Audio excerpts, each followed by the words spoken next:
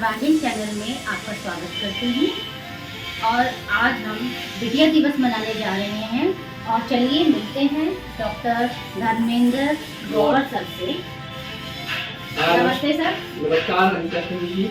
सबसे पहले तो मैं आपको बधाई दूंगा, आपके चैनल के माध्यम से सभी दर्शकों का भी मेरी तरफ से स्वागत है और मैं बधाइयाँ दूंगा आज बेटी दिवस के उपलक्ष्य में। और सबसे पहले तो मैं बहुत खुश हूँ क्योंकि मैं भी एक पिता हूँ, एक बिटिया का, तो धन्यवाद आपका। सर इस वर्ष जो है वो डॉटर से कुछ खास है, तो मैं आपके विचार जानना चाहती हूँ इसके बारे में, आप अपने विचार रखिए। सबसे पहले अनिता जी, आपने एक महिला होने के नाते मुझसे जो प्रश्न पूछा है उसके लिए मैं बहुत ही शुक्रगुजार हूँ। और सबसे पहले तो ये देखिए, बहुत ही सिंपल तरीके से बताता हूँ कि खास है ये दिन उनके लिए जो इस दिन को अच्छा खास मानते हैं। कारण है कि स्त्री जो बनाई गई है वो एक ऐसी पूजनीय बनाई गई है क्योंकि कहा गया है कि प्रकृति ने अगर हमें माँ दी है तो उसने ही हमें उत्पन्न किया है और उसी ने हमें अपब्रिंगिंग करके सिखाया है। बिल्कुल सर, है ना। तो ऐसी स्थिति में कहा गया है कि स्त्री नाम शिक्षित पदत्वम मानवी नाम संदृश्यते किमुतया परिबोधय सते। इसका मतलब ये है कि हम अगर भारत में रह रहे हैं तो हमारी संस्कृति में युगों युगों माँ पूछते आई है, भले वो भारत माँ हो, अपनी जननी हो। और कहा भी गया है कि जननी जन्मभूमि स्वर्गदापि गरीयसी। तो धन्यवाद आपका। और मैं अपने विचार में यही कहूँगा कि ये दो पहिए है रथ के, यदि स्त्री है तो हमारी अपनी सबकी परंपरा को बचाने के लिए शिक्षक है वो पहले, इसलिए सबसे पहले तो मैं धन्यवाद दूंगा। और मेरा विचार यही है कि जिस तरह से प्रकृति में फल भी है और बीज भी है, तो माँ बीज है और पिता फल। सर बहुत ही आपके जो विचार है वो उत्तम है, मैं आपके विचारधारा जान के बहुत खुश हुई। सर अब मैं आपसे एक दूसरा सवाल जानना चाहूँगी कि बेटियाँ क्यों जरूरी है? देखिए बिल्कुल बहुत अच्छा प्रश्न है।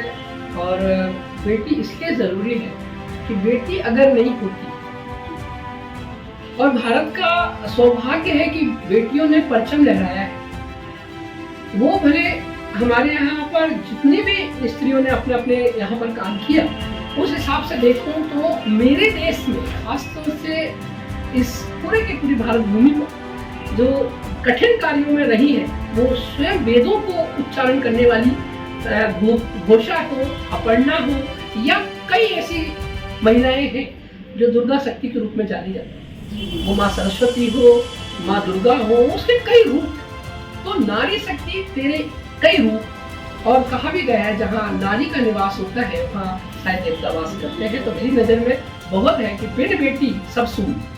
बिल्कुल मैं तो यही कहूँगा कि एक पिता के लिए नहीं, पूरे भारत के लिए, बेटियों के लिए आज हम 1024 महिलाएं का लिंगानुपात हो चुका है। इसलिए भारत खास तौर से अपनी महिलाओं के साथ साथ आप हर जगह देखेंगे, सामाजिक, आर्थिक, राजनीतिक, शैक्षणिक जगत पर शायद महिलाएं अपना परचम लहरा रही है। और ऐसा हर क्षेत्र को खोलने के लिए मैं कहूँगा कि भारत भी तैयार है। सर मैं एक और आपसे क्वेश्चन करना चाहूँगी, आपके पास थोड़ा समय है? जी बिल्कुल। सर आप भी एक बेटी के पिता हैं, तो आपके लिए आपकी जो बेटी है वो कैसे खास है, ये विचारधारा? देखिए सबसे पहले तो धन्यवाद, आपने इस तरह का प्रश्न जो मेरे पर्सनल लाइफ से पूछा है कि मेरे लिए वो हृदय का टुकड़ा है। और इस वजह से मैं खासतौर से दर्शकों को बताना चाहूँगा कि मेरी बेटी मेरे लिए बहुत बड़ी भूमिका रखती है। और खासतौर से उसका नाम मैंने रखते ही हुए, उसका नाम भी मैंने एग्री माँ रख दिया कि उसकी एग्री है तभी उसकी माँ है। इस वजह से मैंने उसका नाम ही अग्रणी रख दिया है। तो मैं चाहूँगा कि एक्चुअली हर पिता के जीवन में बेटियाँ खासतौर से एक नसीब वाले को मिलती है। खासतौर से अगर एक बेटी के आप पिता है, जैसे पंडित जवाहरलाल नेहरू ने अपनी बेटी को पढ़ाया, और कई स्त्रियाँ हैं, जैसे ब्रह्मा जी ने भी अपनी बिटिया सरस्वती के बारे में कहा कि यदि तू है तो मैं हूँ और मैं हूँ तो तू है।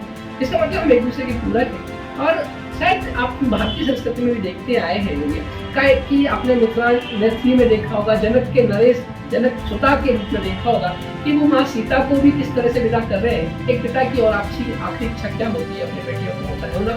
तो मैं कहूँगा कि ये जो कुछ कुरीतियाँ हैं या कुप्रथाएं वो धीरे धीरे बंद भी हो रही है। दहेज प्रथा हो, कन्या भ्रूण हत्या हो, इनको अगर हम सही रख लें, और शायद अब वो समय आ गया है कि हमारा भारत अब मिलजुल कर तैयार करेगा और एक लेडी विंग पिंक विंग के नाम से हम भी स्टार्टअप करेंगे, ऐसा मैं चाहूँगा। और मैं अपनी दीदी डॉक्टर इंदिरा मिश्रा का भी आभार व्यक्त करूँगा कि उन्होंने इस उपलक्ष्य में खासतौर से इस तरह की बातचीत को संयोजन किया है।